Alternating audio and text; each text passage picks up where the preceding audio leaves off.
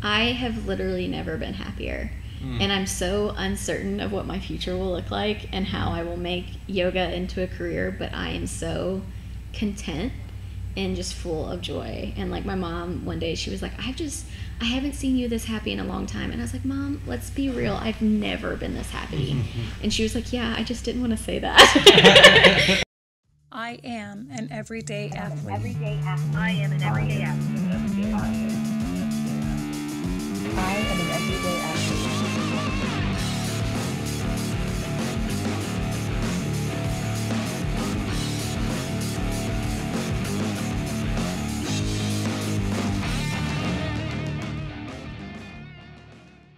Good morning, everyone. This is Jarrett Basson with Mark McCain, and you are listening to Everyday Athlete, a podcast devoted to bringing you the amazing stories behind the lives of day-to-day CrossFit athletes like yourself. And today we have a yoga instructor, not CrossFit. Whoa. Welcome. Sorry, guys. Stacey Berkemeier. You gotta clap when you say it. Berkemeier. Berkenheimer. Oh, man. Just kidding. Samsonite. I was way off. Exactly. Yeah. Stacey. I was gonna be Stacey. Stacey is excellent. That's usually what I Too go many by. too many E's in that name. Way too many. Well, welcome, Stacey. Some of you Thank guys you. might recognize Stacey from if you came to the Mobility Mimosas, which you did a fantastic job. Thank you. And made some delicious. What were those? Banana muffins. Banana muffins with no nuts in there or something. Well, you right? know how allergies are. I don't want to kill anybody on my first day here. Well, we ate all It's of a third those. day thing. I'm glad you ate all of them. We ate Yeah, all of it's them. third Yeah, day. I was actually on a podcast with Coach Kelsey. I know. I listened to that yesterday. Oh, Yeah. cool. And we ate most of them, so Yeah. they were delicious. We appreciate you bringing those in. I like to think of it as job security. I work them out and then I fatten them back up. Yeah. No, there you go. Instant.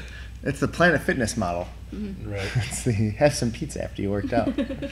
Well, welcome. We're glad you're here. I want you to give everybody just a little bit of background of where you're from and start there. Family history, all of it. All Starting of it. from Well, my great-grandparents came over from Germany. My grandfather's name was Adolf. Oh, well. True story. But Berkemeier. no, so I grew up in northern Kentucky. I was born and raised in Walton, little town, and went to school there. And then I went to school at Morehead State, which is in eastern Kentucky, and tried to get out of there as quick as I could. And did, graduated in 4 years. And after that, moved down to Nashville and lived in just south of Nashville in Franklin, and had all kinds of random jobs that I fell into, and was never really qualified for anything that I did, but came in on the ground level and worked my way up, and but was never really terribly passionate about anything. I just did it and worked really hard and liked the people that I worked with, but never really felt that sense of purpose or calling, and so I struggled with that a lot. I think a lot of people do. I think it's very natural. I mean, like you said, got through college in 4 years, what were you, like 22, 23, and you're faced with this, like, all right, world, here I come. And you move to a new city, and it's, depending on what year it was, depending on how the market's doing, it's not always. 2009. Yeah, it was so like you're the worst time to graduate exactly. college. So you're just kind of taking what you can get. And, I kind of did a similar path out of college, and then you don't really know what you don't want to do until you do it. And it's weird how paths lead you to whatever you want to say it's your calling or whatnot. And obviously, we'll obviously transition into getting into how you got into yoga and stuff like that. And I think if you asked me or Jared out of college, like, you guys are going to own a gym in 5 years or whatever, they're like, okay, you're crazy. But you just kind of fall into it. But I think that's just a natural process, and some people want to beat up, college. It's almost like the popular thing to do these days, like, you go to college, it's rip-off. There's a lot of valuable skills, even if you never use your degree per se in your profession, that are gained just by just real life skills. So when you go through those, as you put it, like random jobs in a different city, I'm sure there was a lot of skills there that you learned, like some what not to do, some like, hey, you know what, there's a through line here. And a lot of the through line, honestly, in a lot of businesses, is like, wow, if I really, put forth a genuine effort and treat people with respect, I'd probably do pretty well, like optimist, like just being an overall optimistic person. But so you were in Nashville, maybe it was probably like in your 20s or so. And, Yeah. And kind of did that for a while. What was the worst job you had? Yeah, there? please. Ooh. I had a business-to-business sales job for 3 weeks and made no sales because I'm not a very good salesperson. In 3 weeks? What? 3 weeks. I was selling like phone and internet service or something. I don't know. It was just like the most horrible thing Were I've you ever cold done. calling people? I was cold, like showing up at their business. Sweet. Like not even calling. I was showing up, and Like it a little was knock on the door, like, Yeah. hey, it's Stacey. right. It was That's- Avon calling. that's- but That's pretty bad. it was really like I was like miserable every day, crying, and I called my dad and I was like, "This job's horrible," and he's like, "Quit," and I was like, Yeah. "Whoa, that's an option." I was like, "You can just quit something," and it was amazing because I did quit, and 3 days later had another job lined up where I met some amazing people I that wonder, led me to other jobs. Like, later if there's on. anyone that like is just so good at like that, like that's their calling. Yeah, Oh, I sure, mean there sure, are yeah. awesome salespeople. I am But just like, not one of but them. that like in that particular though, like Yeah. that particular. Like, if everyone's really Yeah. passionate about like selling phone and internet door to door. I think you the need people- a particular face. Yeah. Yeah, Like, oh, no. hey, My like- boss was a gorgeous blonde woman, and she was very successful at it. But I don't know that she was passionate about it, but she made a lot of money. So it's where your priorities lie. Do you want to be happy in your Right. job, or do you want to make a lot of money? Sure, Right. So Yeah. it's valid. Mm-hmm. So you said you had a great job line. That wasn't anything like life changing. The one lined up right after that. no, I mean the one lined up after that wasn't really life changing in the work that we did, because I'm not entirely sure that I could tell you what exactly we did at that job, and it was That's why it was so much fun. right. Yeah, no, I did IT support, which my whole family and friends thought I was crazy because I was really bad at technology. But I just kind of went in and learned and ended up leading the team that I was working with. And I just met some really amazing people. And while I was there, a guy that was in a different department, he became my boss later at another job. He started a company that provided credit cards in the film industry, and he started that in 2012. They started in April, and he took me on in July, and I was there with them until this last October. There you go. And so helped them build that from the ground up to become one of the most forefront companies in that industry. Wow, that's pretty awesome. So that's and again, like Mark just said, you never know what paths are going to take you. So I guarantee you, that particular person saw that you were hardworking. You know, it's like when you said that you called your dad crying about the sales job, and he said, "Well, you can quit." The fact that you said, "I didn't know that was an option," just is because a lot of people, if they just will quit. You know, if that's a last resort, then it shows something about your character. You know, because again, and I won't go down the road of the millennial way of thinking, but unfortunately, that is an option for a lot of people right off the bat. Yeah. But so that's exciting. So you were there until, I don't want to jump too far forward, but you said till last October. What happens last October? Oh, well, that's a whole big faith story. I had, like I said, I'd worked with that company for 5 years. When I started, there were just 3 of us running this company. By the time I left, I think there were 15 to 18 people employed there, so it had grown substantially. I originally worked from Nashville. I was a remote office from there.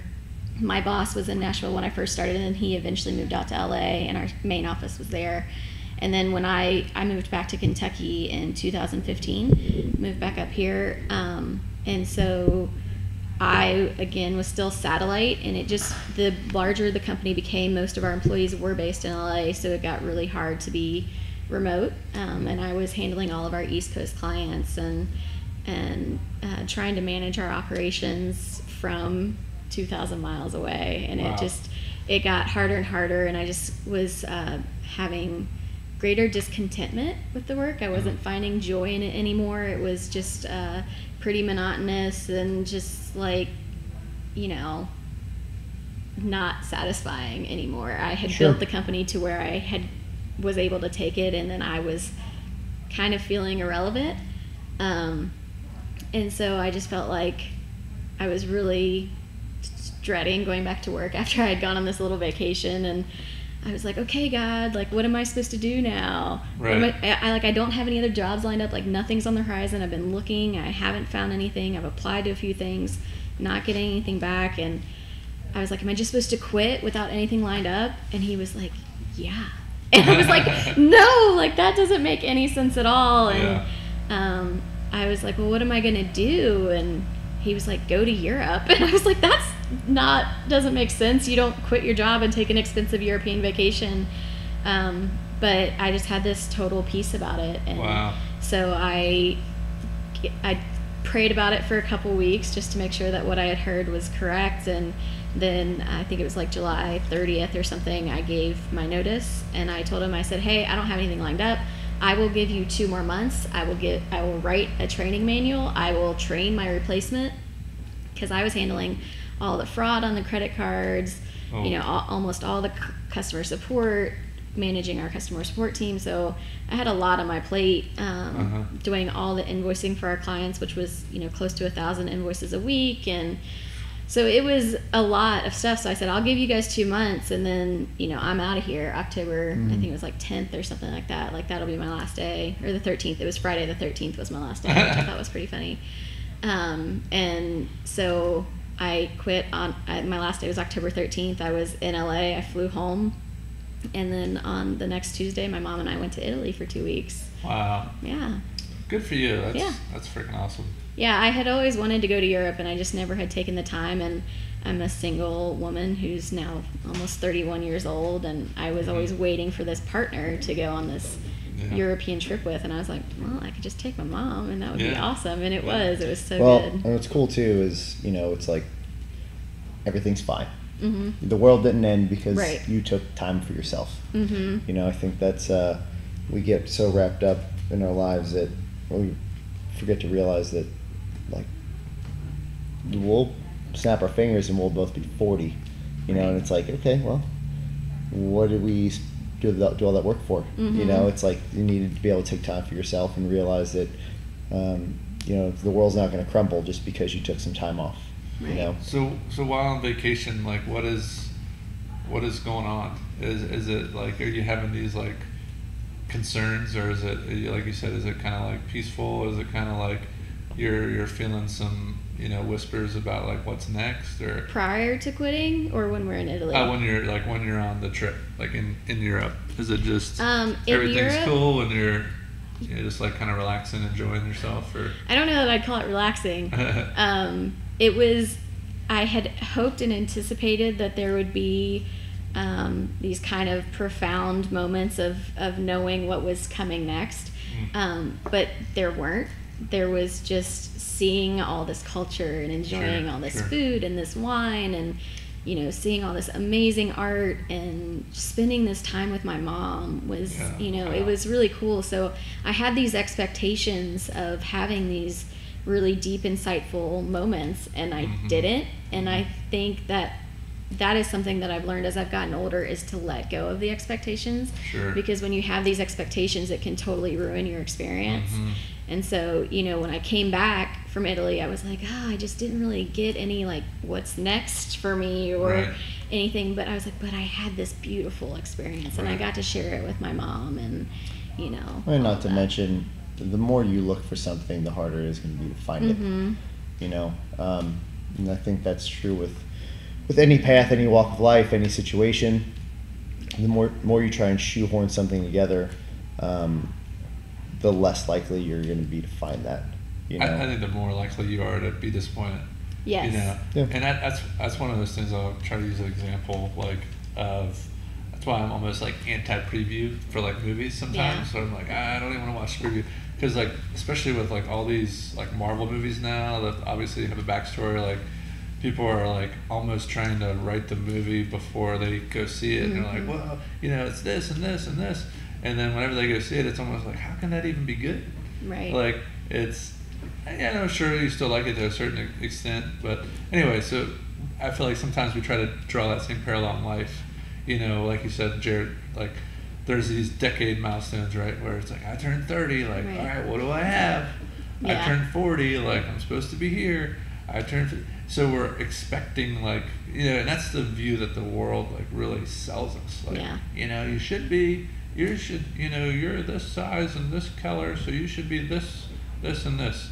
And it's like Jared said, at the end of the day, like, you snap your fingers and life's gonna pass us by, and are we living for us or for someone else, or and are we basing our decisions off of our values or other people's or whatever it may be? And especially in a world where people are putting the best versions of themselves on social media every single day, I guarantee depression's at an all-time high. Yes. And you're constantly, like, questioning, like, I'm not good enough, I'm not this, I'm not that.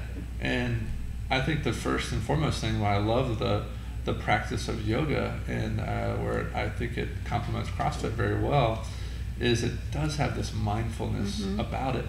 And if everyone could just be at peace with themselves, I feel like we'd make a lot better decisions. Oh, absolutely. And really base it off of things like happiness, right? As opposed to, I need to do this thing so I can post this picture to impress this one person that I went to high school with, that I haven't talked to in 12 years, but I see them posting all the time, and and you don't know anything about that person anymore. Right. And they might be one of the most depressed people on the planet, but maybe they just have a job that they really don't like, but it pays them to allow them to do have certain things.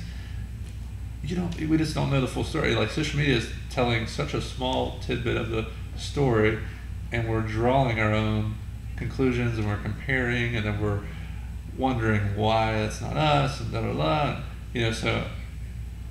And what's falling by the wayside is this practice of thinking and reflecting and setting realistic expectations for our life, and just trying to be better a little bit.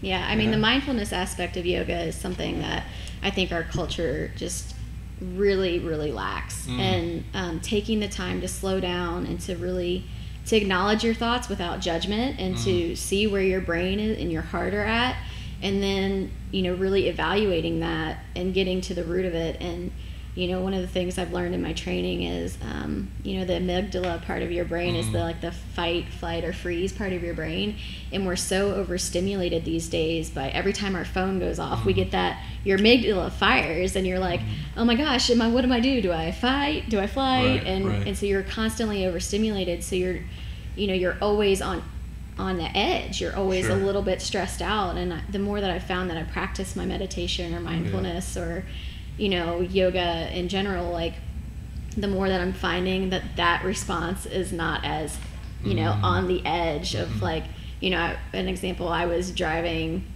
home from my training one day, and I was coming around this country road, and the roads were a little wet, and I was going a little too fast around the curve, and my car kind of came out from under me a little bit, and it was, normally, 6 months ago, I would have been so stressed, I'd have been like, and like taking the wheel too hard, and, rolled my Jeep. But because I was in this more mindful, relaxed state, I just was like, okay, the car will correct itself, and just kind of let go a little bit. Wow. And That's powerful. My heart rate wasn't elevated, I wasn't freaking out, the car was fine, I was fine. That's like the best testimonial ever. I mean, it was just like this super impactful moment for me of like, holy crap, this has changed my life.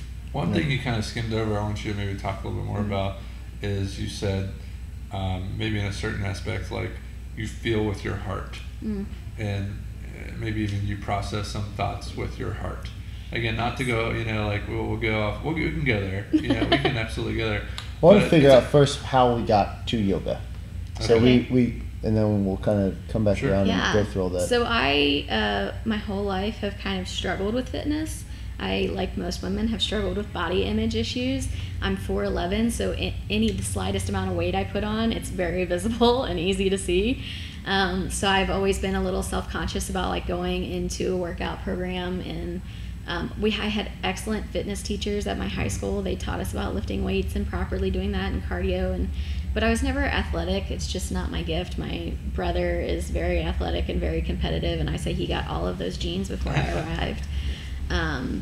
But I was really into, I did Billy Blank's Tybo tapes Yes, when I was in high please. school, Yes. and I loved that. I was really faithful to that. He's a beast, by the way. Sorry. He is a beast. Still a beast. Yeah, and then when I went to college, all that kind of fell by the wayside, as it does sometimes for college students. You've got all this other freedom and stress and other things. And then my mom was a landscaper. She's retired now, but she had a client who was a yoga instructor, and so her client would do like private sessions with her and kind of give her some feedback and tips. And my mom was like, oh, you should try yoga, it's really great. And I'm like, oh, it's so slow and so boring, and I have no interest in that. And I tried doing some tapes and stuff at home, and it just wasn't anything very special.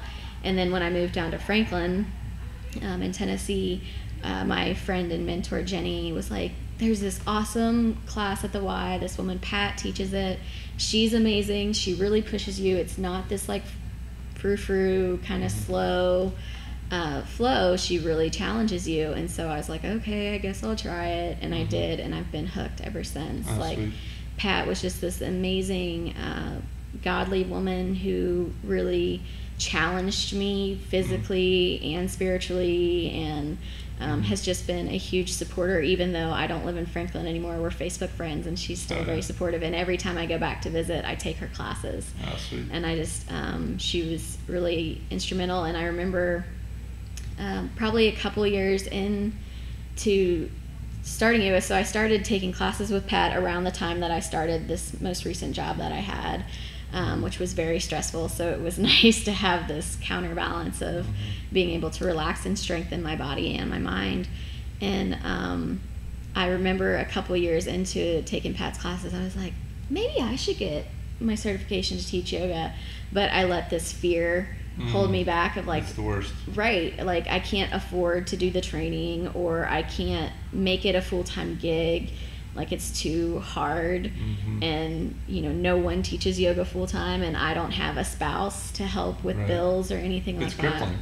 that. It was so crippling. And so I didn't do the training then. But I do think that worked out for the best, because like I said, I continued working at my previous job, was there for 5.5 years, and then when I quit that job, went to Europe, came back, was really struggling to find purpose. Like, what's my next move? I applied to a couple jobs at our church, and just was not getting any nibbles from them. They were not interested. And then I was like, I have always wanted, for years I've wanted to do the yoga certification. And I had a friend who had gone to this the Om studio down in Winchester, Kentucky, and done her certification several years ago.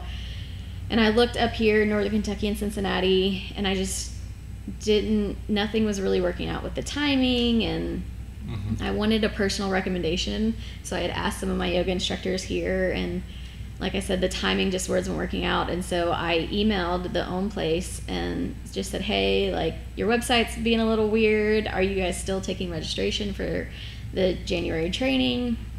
And she was like, actually, we were full, but someone literally just dropped out, so you can have their spot. There you go. Wow. And it was just this truly serendipitous thing of, I was meant to be there. And so for the last 6 months, I've been going there 1 weekend a month and doing my training, and I just graduated on Sunday. Very cool. It's exciting. Yeah. So, yeah, I mean, that's, like you said, serendipity is probably the right word for that. We're just, everything aligning up and allowing you to kind of travel down this path. So, as you move away from a very stressful kind of lackluster emotionally job and then move into something where there's zero certainty, I guess. What is that transition like for you? I have literally never been happier.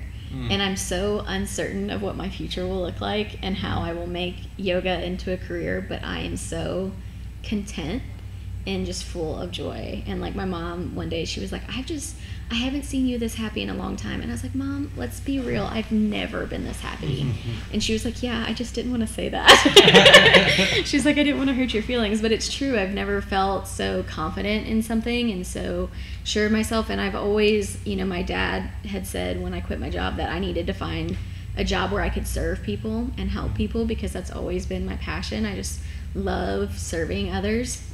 And so this gives me that opportunity to serve people in, all areas of their life. Yeah. So obviously, because we talk about CrossFit being more than just, when people see it, it's purely a crazy fitness regimen. Mm-hmm. And we both know that it's way more than that. Right. One of the big things we talk a lot about is just how it changes your mindset, and just simple problem solving and day-to-day life stuff. I think a lot of people have a preconceived notion of what yoga is. Mm-hmm. And I witnessed your class, and it's not that. Thank So maybe describe for people what it is for you, and then maybe how people can go into it with a mindset, maybe a more open mindset, rather than just having this idea of very, like you said, just slow. Right. And, yeah, I mean, there's a time and a place for every type of fitness class, I think. And I think the cool thing about yoga is you can offer all of those levels. And so you can do anything from a restorative or a yin class where it's very few poses and it's more about relaxing the body, calming the central nervous system, or you can take it all the way up to a power flow where you're doing, 50 chaturangas in a class, which is a yoga push-up. You're working hard. You're working hard, you're building up a sweat. So I like to offer different classes for different seasons and different studios. So like the class that I taught here focused more on stretching, because I knew that your CrossFit people probably needed that more than they needed the strength training. But I also interwove into the flow places where they could let their strength shine, so that they would feel comfortable and at ease, and then be able to push and challenge themselves to stretch a little farther because they've got this confidence boost. I think it's very similar to what we offer with CrossFit, and it's definitely one of those things where our workouts are different, 7 days a week kind of thing, but if every workout is something people are generally bad at, they're probably not going to come back. Right.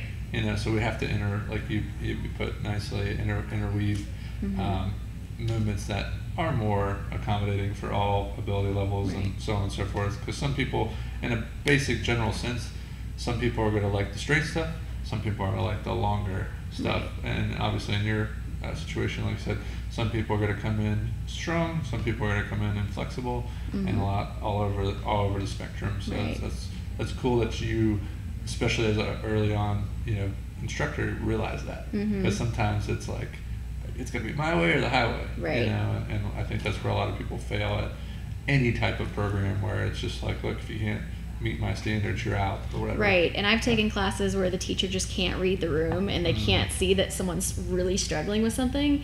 And one thing they say in yoga is like there are bus stops in yoga, and you get off at the stop that's good for you. And so there are different levels of each pose where you can keep it at the most basic level if you're a beginner, or you can push it really far and challenge yourself.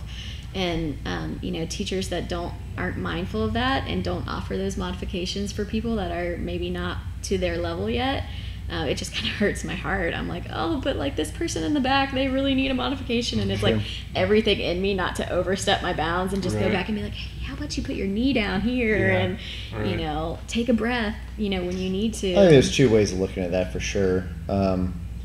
Because I've visited gyms and stuff like that, and I'm not gonna, like I said, go and overspeak over top of the person in charge, but at the same time, if it's the safety or the well-being of someone else, like I'll definitely say something. Yeah.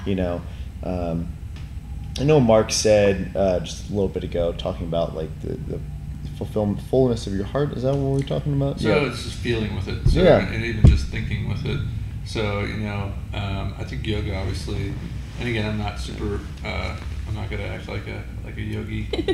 That's not an offensive term, is it? No, yogi is the correct term. Okay, a little sarcasm, but obviously, I really like the mindfulness of it. So don't get me wrong; it's super beneficial for flexibility, core strength, all the intangibles that we can list off, But I really like the mindfulness, and that it taps into your spirit, and then it causes you. I think a lot of people feel like we only process things with our head, but I feel like yoga definitely and again, it might sound weird, and people might, what are you talking about? but it processes you to really feel and think with your heart. Maybe if you can just explain a little bit more of that and peel off some layers. Yeah, I mean, my father is very logical and my mother's very emotional, and so I am equal parts logic and emotion. And so I spent a lot of time fighting between my head and my heart in my previous job.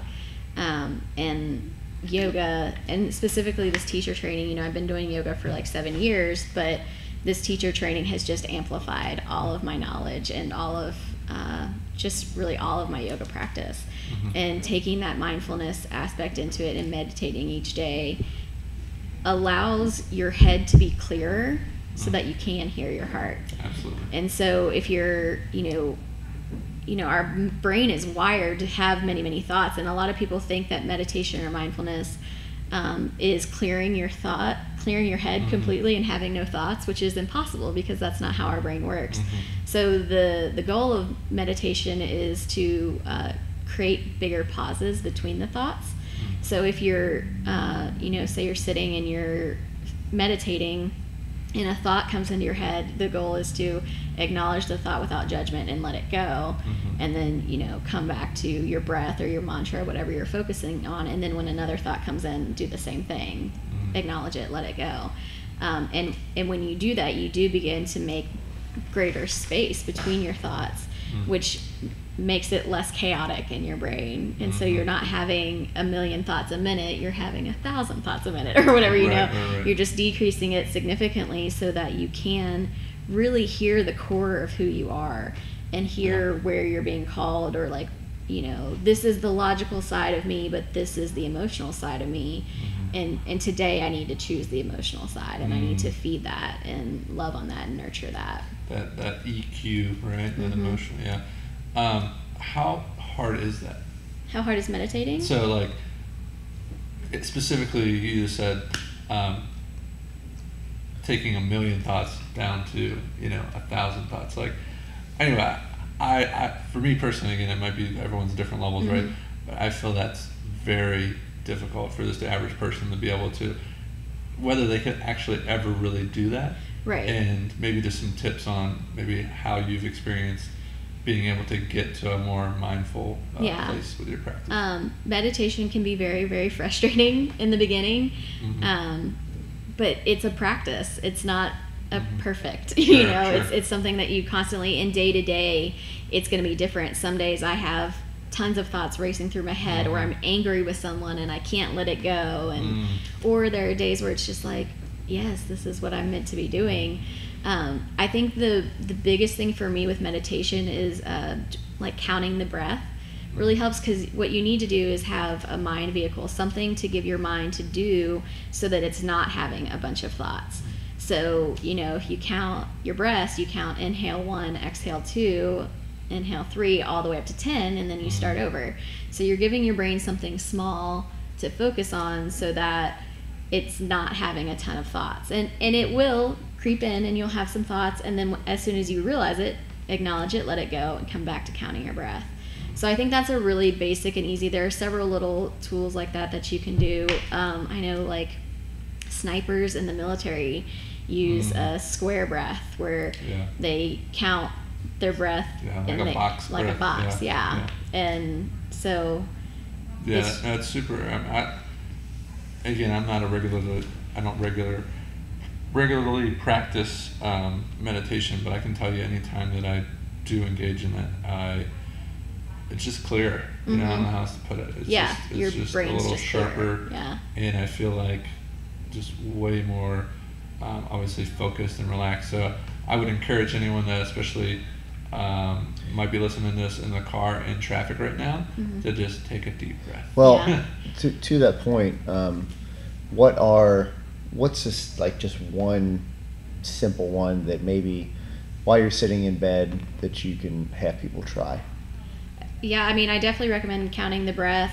You can also you're starting at 1, starting at 1 every time. Yeah. Just to be clear, Yeah, start at 1, count all the way up to 10, counting each inhale and exhale, and then start again at 1, and just for 3 minutes a day.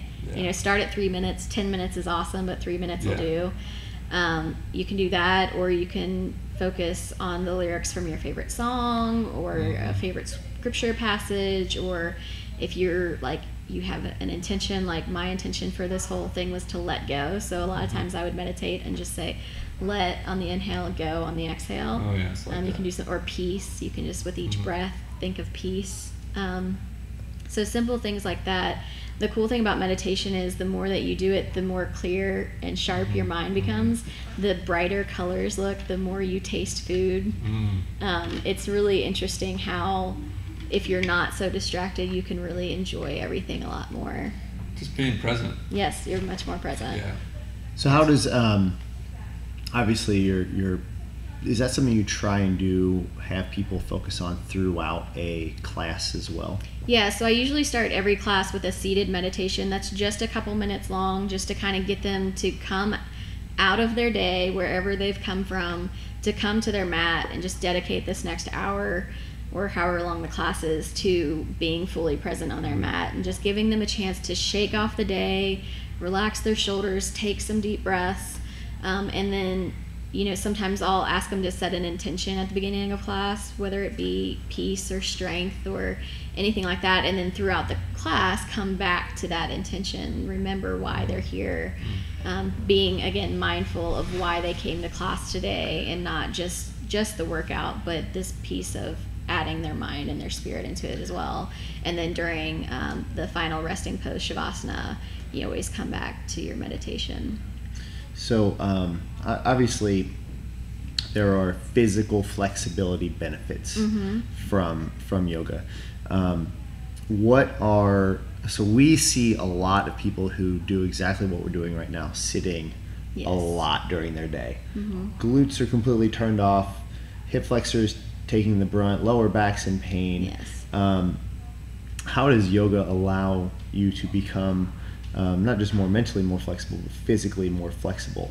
I feel like holding a lot of those very challenging poses, like you said, just almost reinvigorates, re-engages a lot of those just turned off body parts. Right.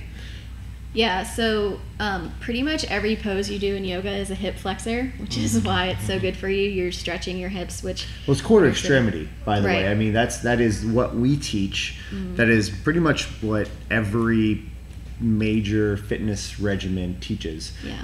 Everything generates from here. Right. This is stronger than your fingers. Exactly. So that's where I see the crossover benefits from it. I'm sorry. No, you're fine. So we do a lot of stuff that stretches, opens the hips up. You do a lot of folds, forward folds, which stretches your hamstrings, which helps your back. And it's amazing. All the time people are like, well, I'm not flexible enough to do yoga, and I'm like, you come to yoga to become more flexible. So we get that, but I'm not fit enough. I gotta work out before I start doing CrossFit. Like you're that's never how gonna you come. start. Exactly. Yeah. So the flexibility benefits are amazing. The strength benefits are awesome, but it's also really cool we learned about like how it helps your internal organs. Anytime you do a twist, you're wringing out your kidneys of all that old blood, and then when you open back up, you release fresh blood. I could be wrong. That's how a lot of the poses were originally thought of, if I'm not mistaken.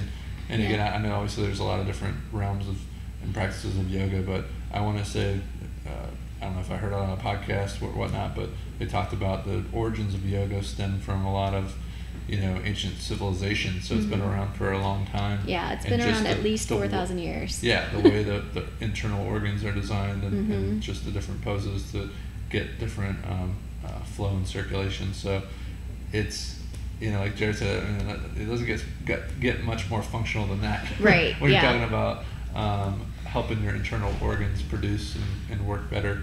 Yeah. So I think it's, it's clearly beneficial for a lot of different reasons, but one of the big obviously hopes of bringing you on is just to dispel the myths, of like, oh, this is going to be, someone's going to come around with a little feather and tickle my feet or whatever it is. Yeah, that's not my style. Finger chimes. Exactly. I will say, for those of you guys who have not, who may have a preconceived notion of what yoga might be, Stacey came for the first class she did here, and she's like, do you have somewhere to plug my phone in? And I kind of come back out, and like Steve Miller Band's playing, and that's so like. Think of it that like it was fun to watch. Yeah. Like it was I'm sure it was very challenging. It was a little warmer in here that day, but like it was not this like ambient music in the background. Yeah. Wind song playing. It was like classic rock was in the background. I love music, and so I love to make a good playlist. That's something I've loved for many, many years. Yeah. And so being able to incorporate that into my class and to make it fun, and like I loved walking around during the class and seeing people tapping their toes or nodding their heads to the music, because these are songs they're familiar with, which again makes them comfortable. It puts them in a comfort zone, even if they're not, yoga's not their thing, they're not sure what they're doing here, they're hearing this music that they know and they love, and it just kind of puts them at ease. Yeah, it's your barriers are broken down. Yeah, it's not this weird, like you're not walking around in a smock Right. with incense. Yeah, and I like to be a very hands-on teacher. I've had teachers like that in the past. They've been my favorite ones, where they come around and they adjust my alignment, so that especially early on in your practice, if you get that alignment correction in the beginning, your muscle memory takes over, and for the rest of your practice, you do that pose correctly. Right. And so it's really just amazing and important, and I like to not take myself very seriously. That's not the kind of person that I am. My instructor said, teach yoga the way you tell a story. And so if I'm trying to do a balance pose and I'm falling over, I'm just going to acknowledge it and say, that's okay. Today balance is not with me, or this side is not as flexible as this side. Just being really open and transparent. Well, I can just say from my experience with practicing yoga,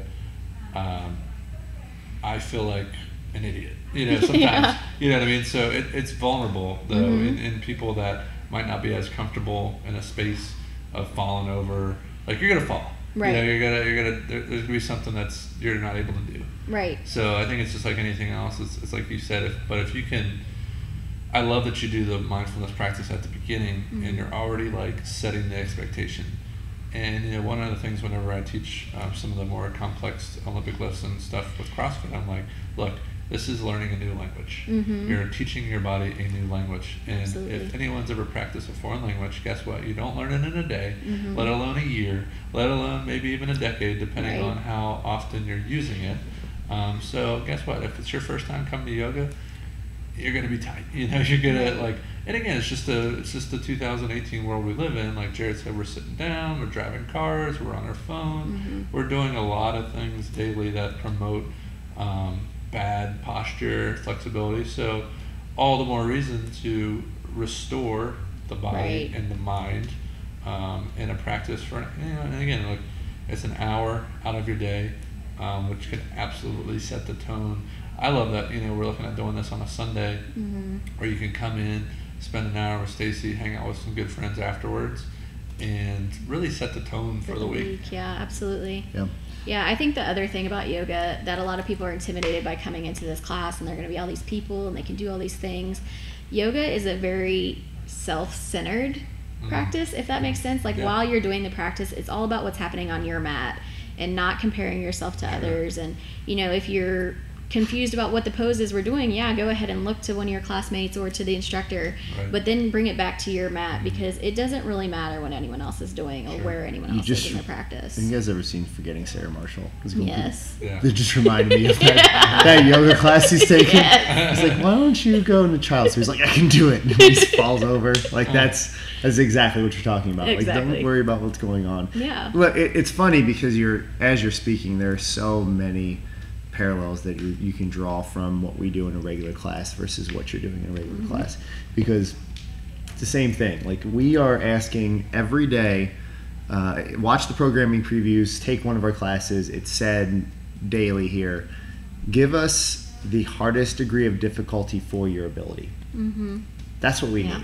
And if you do that, the response from everyone here will be exactly the same. Ours might be the end result is you lying on your back asking for air. But Right. if you're doing it correctly, that's what you should be doing. Right. If whether it's you can't do pull-ups, well, we have 6 different modifications for your pull-ups. Exactly. You know, it's the same thing for you. If you can't do a certain hold or certain pose, you're going to do the hardest degree of difficulty for where you're at this moment. Yes. And that may change for, you know, daily. Right, exactly. Day to day, you might have been able to do this awesome pose yesterday. That balance is just not with you, or your muscles are fatigued from yesterday's practice, and so you can't do it today. One of the things that we tell people all the time, you know, in Barbell Club over here, I'll write HS, which means heavy single. And that is heavy single for the day. Erase in your memory anything you've ever done of this particular lift, because, you know, it was 10 kilos lower than my max. I'm like, okay, what'd you eat 2 days ago? Right. How'd you sleep last week? How much water have you had in the last 4 days? You know, all of those things combined equate to how you're going to perform during the day, and that I'm sure that's absolutely true for where you're at. Like you said, like some days balance isn't with me. Right. You know, I warmed up yesterday, put everything on, got ready, did 1 squat, and took everything back off. Right. I'm not kidding. It's exactly that was my training, and I'm like, it's not going to happen today. Yeah. You know, and I think everyone arrives at that point at different stages in their life. I would bet Jared, you know, maybe 5 years ago, you would do that and be like, it's all right. Probably a year ago. Yeah, well, you know, I was giving you the benefit. Yeah. I'll just keep going. Oh, it broke. It's just like, you know, just like life or whatever. You know, you wake up that one morning and you're like, I can do it. I can go to work. You know, and you get there and you're like, the room's spinning. You're like, I probably should have just, you know, slept in or, you know, took the day off. Exactly. It comes back to the world's not going to burn down if you don't hit that exact pose or that workout. Right. Yeah, but a lot of people don't know that until they can get to a space where that, like, and I love how you put it, like that you can really hear from your heart, because so many people we like think with our heads the whole time, and you know, as we've gone through this podcast, the phone's gone off and there's people downstairs, and I'm thinking about like, oh crap, like I got a guy coming in at this time, and you know, what am I gonna have for lunch, and all these things. So I'm cheating myself out of this experience right here on this podcast with Stacey, because I'm not being fully present. Absolutely. And it takes practice to get to a place to realize that in a lot of people's lives. You know, I mean, I'm sure, you know, there's time and time again where, you know, parents are like, man, I just wish I would have took maybe a little less time working and spent more time with my kids, or whatever that thing is in your life, you know, looking back on, or whatever it is, where it's like, man, I really wish, you know, I would have spent a little less time on this, that. Yoga provides an opportunity, yoga, meditation, mindfulness, whatever label you want to give it, just thinking more for yourself provides that opportunity to kind of audit your life in perspective of, hey, what am I doing? Like, what's going on with me? Like, how did I get here? Like, what you know, so I feel like it's vital. Like, whether you practice with Stacey or just clear out a space in your basement or bedroom or whatever, and just, like she said, 3 minutes. 3 minutes, you know, and just nothing. Breathe, count to 10. You'd be surprised. And guess what? If it doesn't happen the first time, the second time, the third time, it will happen where you're inundated with a thought that is provoking. Right. You know? Yeah, and I mean, there are different apps you can use to help you meditate. Sure. Guided meditations. There's Headspace, which is great. There's Insight Timer, which is really awesome. But it really is, meditation's not hard to do. You just need to make the time to do it. But I have found, and someone, you know, one of my teachers told me this, that prayer is our opportunity to talk to God, and meditation is our opportunity to listen. And I have found that so true, because you're giving yourself time to be quiet and kind of make more space between your thoughts, so that you can hear what your body's telling you, or what your God is telling you, or, you know, just hearing more instead of constantly talking. It's like when you're talking to a friend. If you're just talking at them and constantly thinking about what you're going to say next, you miss what they're saying. And so it's that same thing with yourself. It's being receptive. Absolutely. It's receiving. Being open. It's a practice of humility. It's something that we talk to a lot. Absolutely. Like, I'm going to just, it's in this moment, it's about me, but it's not about me, because I want to receive. What is the world? What is, you know, my spirit? What's let me have it. Right. You know, what's going on? Receiving. Let me receive what it is. And in that moment, it might be that you fall asleep for a minute. Mm-hmm. And that's what you needed. Exactly. You just needed like a little nap or whatever it is, and you shouldn't feel bad about that. But if I'm really truly being present and listening, I guarantee there'll be a lot of fruit from that experience. Absolutely.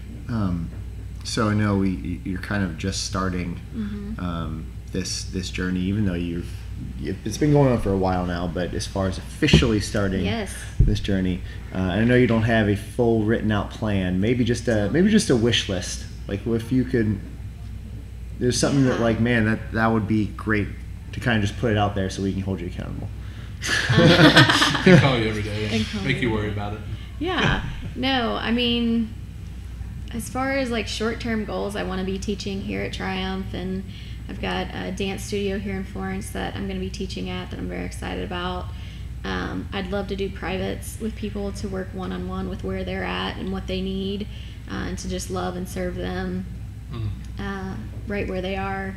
And I think that's a great way for people to start, like you guys do. I think your fundamentals class is one-on-one, so that you can get people comfortable with what they're doing, and then they're more comfortable to go into a regular class. Sure. And I think that same thing rings true for yoga. If I can get some people comfortable with what they're doing and make them realize it's not as hard as they think. Sure. Yeah, because I think a lot of people take a yoga class just thinking like, I'll just jump in. Right. It is just like what we do. Like right. It's not how it works. No. You know, and even what we do, we could probably spend 3 months with that person instead of just a couple weeks. You right. know? And again, it's another language. I mean, it's literally Sanskrit, some of it. And so, you know, there's... Chaturanga. What? Right. It's just a yoga push-up. It's not that hard. Right. One of my friends always says chimichanga. She's like, now I'm hungry. So, that's hilarious. That's funny. So, and yeah, maybe a long term. So, even a little bit short term. If it kind of see a couple years in the future, if you had an ideal situation. Long term, I would love. Currently, I live in a house on 17 acres, and I'm renting it. I would love to eventually buy it or someplace like it on a little bit of land, and build a studio off the back of my home, just to have like kind of a retreat center, a place. That's where the home place where I did all my training is just this beautiful place on 10 acres, and it's just like you get there and you just kind of sigh away the world. It's just this respite. It's this beautiful place of rest and restoration, and I'd love to provide that for the Northern Kentucky area. I think there you go. I mean, that's one of the throughputs that we talk about all the time, is like we're trying to provide a sanctuary for you to come for just an hour a day. You know, that's all we're asking. You know, again, because I think anyone that's listening, or anyone that's living right now with a cell phone, with priorities and family, and you need more rest. We all way need more rest. You know, and I kicked myself. You know, it wasn't until I got married we took our first vacation in 4 years of doing the business, and I'm like literally in the middle of our honeymoon, and I'm like, you dummy. Like, why don't you rest more? It's important. Like, why don't? And not that I'm the hardest working guy on the planet or anything, but just, you know, actually intentional rest. Yes. You know, you kind of like, oh, you know, I'll sit down for a When little bit. you rest and you feel bad for it. Yeah, exactly. Yeah, exactly. Guilt. So I love that mission, and I think, you know, anything we can do to, you know, facilitate that is awesome, because I think whether, you know, me or Jarrett, you know, initially started this business with the intention of just serving and helping, it's absolutely become our mission. Yeah. And it's just, I can definitively say that was not our mission for a very long time. So that's where we saw a big turn for us both personally. Awesome. So and you are on that path right now, which is super exciting. That's what makes it exciting to sit here and talk to you. I am very excited to hear your answer to this next question, because you have a. Make it good. Nervous. Yeah. No pressure. It's just something we end with everybody. And it's a very simple question, but just talking to you, there's going to be some definitely through lines, but it's also going to be a little bit different. And that's just a simple question of, what is your definition of fitness? I knew this was coming. Yeah. So I've been thinking about it because I've been listening to the other podcasts. Did you write it down? I didn't write it down. I've had a lot of thoughts going on in my head, but I think for me, fitness is coming to a place where all parts of your life align. And so you've got your physical life, your spiritual life, your mental life, your emotional life, and they are just finally coming to this place because you're taking care of all those aspects of your life. You're working your body, you're working your mind, you're working your spirit, and you're taking care of your emotions. And so when you do all that, you've got a fit body. You are a fit human being once you come to that place of alignment in all of those areas. Damn, that was good. You did not disappoint. Mic drop. We go. That was excellent. About as well-rounded answer as you could have given. So It's almost like you've been thinking about fitness that. for a Yeah. little bit now. I Yeah, have right? been for about 6 months. That's good. Well, thank you very much. No, So thank you guys. For those of you guys listening, Stacey's going to be around starting as early as June, late as July.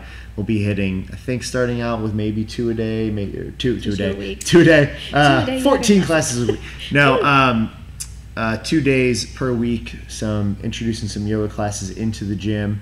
Maybe more if there's a need for it, but she is going to be kind of leading us through getting not only our flexibility in line, but definitely some of the mental aspects in line as well. Absolutely. So Looking we'll be forward to announcing it. some of those times and days, but we are very excited to have her a part of what we have to offer here, and it's really just bringing a full, complete package into your health and wellness. So thanks again, Stacey. Thank you And all. thank you all for listening to Everyday Athlete. Join us next week as we dive deep into the lives of those who make us great.